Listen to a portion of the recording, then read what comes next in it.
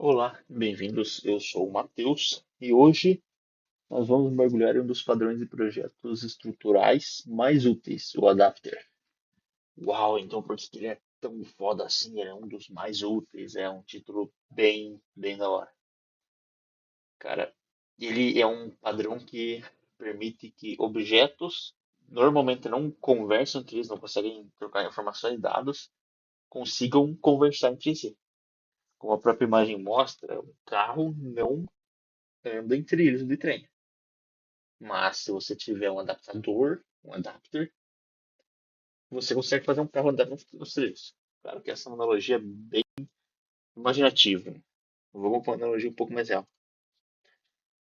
Você gosta de viajar. Você vai viajar, ok. Você leva o seu carregador, porque você vai levar o seu notebook e vai trabalhar fora. Vai trabalhar durante a viagem e tal, ou você vai carregar seu celular, enfim. Você leva o seu carregador. O seu carregador utiliza um plug de 3 pílulas, ok? Só que quando você viaja, o lugar que você chega lá, vai colocar o celular para carregar e de repente a tomada é de 2 pinos, tomada de dois buracos. E daí você se fode porque o teu carregador não entra na tomada.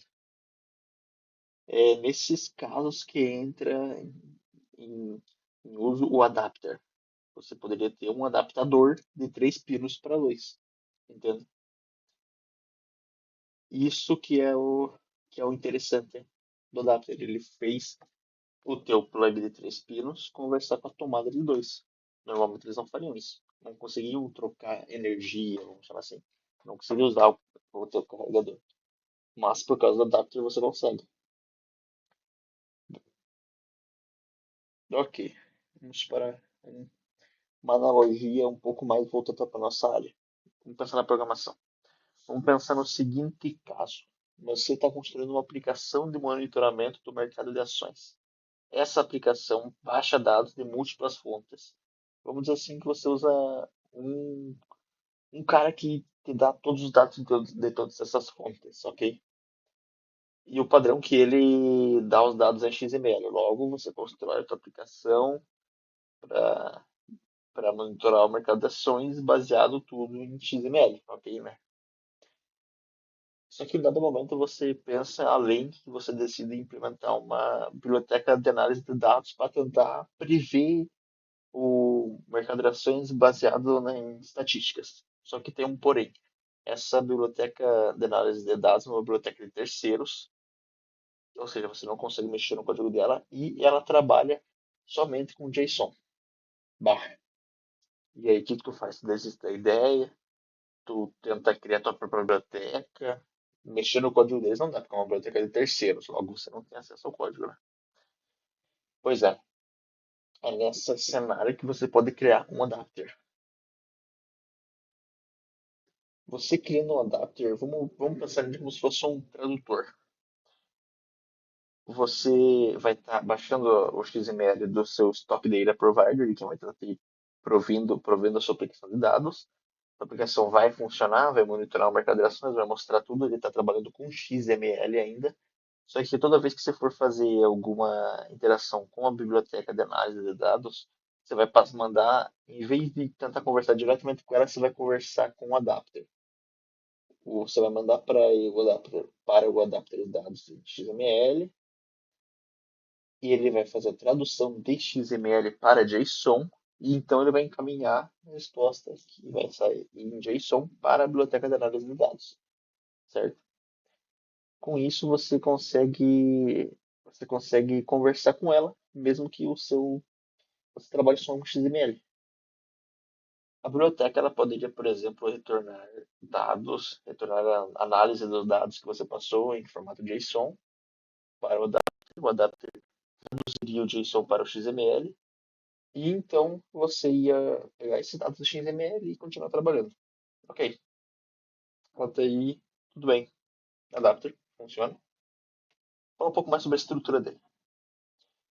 A estrutura dele é baseada nessas classes.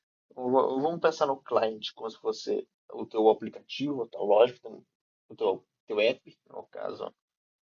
Aqui seria a sua aplicação, sua core classes. e ele que tá toda a regra do negócio. Então ele é o cara que vai utilizar o adapter, certo? Esse client interface é o que a classe que vai definir o que o cliente está esperando. Ó, eu espero mandar XML, ok. Eu espero receber um XML, assim. Define o que o cliente vai esperar.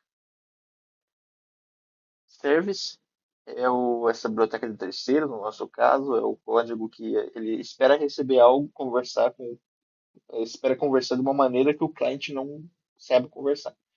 No nosso caso, o cliente é a nossa aplicação, que trabalha com XML, e o service é essa biblioteca de terceiros que trabalha com JSON. E o adapter é o tchan da parada aqui, tá ligado? É ele que de fato vai implementar a client interface e ele que vai fazer a tradução do XML para o JSON e vai mandar isso para o service, no caso, entende? E, pô, por que que isso é interessante? Porque a gente consegue fazer com que o código do cliente não fique acoplado à classe do adapter, entende? Tipo, você não fique travando o cliente a ter que sempre usar esse adapter. Você pode criar múltiplos adapters e fazer Java 4 e tudo mais. Tudo isso, tipo, sabe, de repente, putz, em vez de ser JSON para XML, eles atualizaram que eles estão usando JSON 4.0.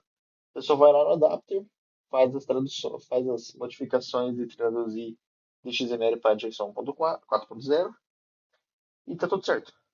Isso aí vai funcionar bem tranquilamente. Por quê? Porque, ou também se você quiser criar mais um adapter para o JSON 4.0, funciona. Por quê? Porque você está usando essa client interface, entende? Essa client interface que encobre o objeto do serviço. Cara, ela é foda. É legal. Interfaces são da hora. Enfim, falamos. Vou falar um pouquinho de código. Aqui foi implementado de uma maneira bem básica, bem didática, o código referente a esse problema aqui. Do software de perdão, análise não. O nosso aplicativo, ele mostra a bolsa de valores. Mostra a bolsa de valores. E daí a implementação dele, feita em Java, de uma forma mais didática. Portanto, a gente não está, de fato, utilizando arquivos XML ou arquivos JSON. A gente está usando essas classes que são representações deles, só para a gente poder, de fato, mostrar. E, no fundo, essas classes aqui nossas são só strings, só para a gente poder ter um output e entender em que momento o que está fazendo o quê, certo? Vamos começar a falar sobre isso. Temos a classe que representa o XML data, uma stringzinha dentro, e o construtor dele que ao você declarar a XML data você já precisa passar qual que vai ser a string dele. A mesma coisa para o JSON. E a gente também tem as funções get XML, no JSON get JSON, para a gente poder retornar e pegar essa string. Que seria a nossa abstração do, dos dados que estão no formato XML, assim como aqui é uma abstração dos dados que estão no formato JSON. Só que Data Provider é o nosso provedor de dados, que ele vai mandar para a gente em XML, ok, né? A gente pode pegar a data, ele vai lá e nos dá, ele nos retorna data em formato de XML, ok. Nosso core de aplicação, ele basicamente seria uma abstração do que a tua aplicação vai fazer. E para o nosso caso, não importa de fato. A Analytics Library, que seria o nosso service, a nossa biblioteca de análise, ela tem a única função analisar, e ela espera receber como parâmetro data no formato JSON. A gente tem também alguns CISOs, só para de fato a gente poder ver o que está acontecendo. E a estrela do momento é esse cara, XML to JSON Adapter. Ele funciona da seguinte maneira. Ele tem uma variável privada que seria a data em formatada em XML. No construtor dele, você também já deve definir essa data formatada em XML. E ele tem uma função que é chamada getJSONData. O que é essa função aqui? Essa aqui que é basicamente o cerne do nosso adapter, o core do nosso adapter. Ele vai pegar o XML data que ele está guardado na classe dele. Ele vai fazer toda a tradução do XML para JSON. Então ele vai retornar esse resultado da tradução, que seria o JSON data, certo? Pode perceber que essa função retorna JSON, data no formato JSON. Vou falar um pouquinho sobre a mesma. Vamos lá. A gente tem o nosso fornecedor de dados, ele vai lá, retorna o XML, ok. Agora a gente tem data no formato XML. Aqui a gente teria o nosso core de aplicação, que era só uma abstração, dizendo que a aplicação pode estar rodando e afins. Só que para o nosso caso realmente não importa. O que a gente quer saber é como o adapter funciona, como ver o adapter funcionando. Então, essas linhas estão comentadas aqui. E essas 3 linhas é o que interessa para o nosso adapter. Aqui a gente cria o adapter de XML para JSON. Pode perceber que, como no construtor, a gente já passa o nosso parâmetro, que seria os dados que nós queremos converter.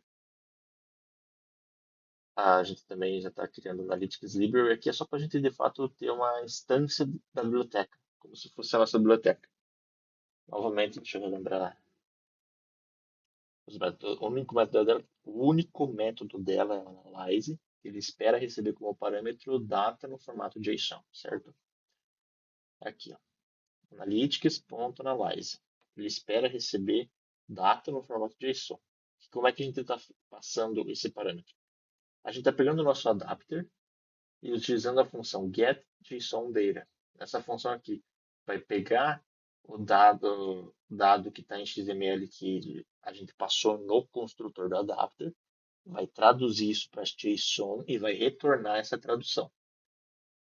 Novamente, deixa eu dar uma olhada aqui. Ó. Ele pega o dado que você passou no construtor, faz a tradução e daí ele retorna o resultado dessa tradução, certo? Vamos executar aqui só para mostrar. Stop Data Provider está provendo dados, ok? Adapter está sendo criado, adapter está convertendo já, perdão, adapter está convertendo, isso quer dizer o quê? Ele entrou nessa função JSONData, o adapter convertendo o XML para JSON. Aqui vai a lógica de transcrição, que seria como você vai fazer a tradução. No nosso caso, como é um programa didático que realmente não nos interessa. Ele vai lá, retorna. Ok? Analytics Library, analisando dados, que já é o output, o system.out.print dessa função analyze, que é uma função do Analytics Library, da classe Analytics Library. Ok? Aqui ele já recebeu os dados em formato JSON. Ele está analisando e ele só mostra os dados recebidos. Ok, vocês perceberam que como a gente tinha inicialmente dados em formato XML, a gente conseguiu conversar com a Analytics Library, que era dados em formato JSON, por meio do nosso adapter. Ok? Esse código está disponível, provavelmente a gente vai deixar um link na descrição, beleza? E por enquanto é isso.